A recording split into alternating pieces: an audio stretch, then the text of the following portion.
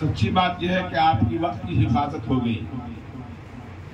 آپ کا وقت جو ضائع ہوتا ادھر ادھر میں، اس سے اللہ نے بچا لیا.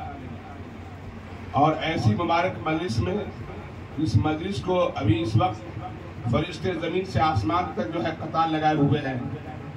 اس مجلس کے اوپر مغفرت کے وعدے ہیں. یہ مجلس اللہ کو بہت ہی پسند ہے، اللہ کے رسول کو پسند ہے، فرشتوں کو پسند ہے. ایسی مجلسوں میں آج اللہ نے ہمیں موقع عنایت فرمایا ہے. تو اس مجلس پر ہم اللہ کا شکر ادا نہ کریں تو کیا کریں؟ یہ بھی اللہ کی طرف سے ہمیں ایک نعمت ملی ہے.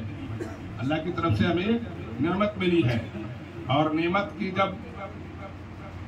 کے ملنے پر جب نعمت کا شکر ادا کیا جاتا ہے تو اللہ پاک ہماری نعمتوں میں اضافہ فرماتے ہیں. اللہ تعالیٰ نے ارشاد فرمایا، لئن شکرتم لازیدنکم ولئن کفرتم ان عذابی لشدید.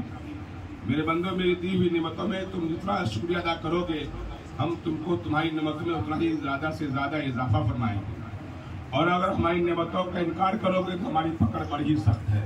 اللہ اسے ہم سب کی حفاظت فرمائے. میرے پیارے بزرگوں، دوستو، عزیزو، یہ قرآنی مجلس ہے اور قرآن اللہ کی کتاب ہے. قرآن اللہ کا کلام ہے.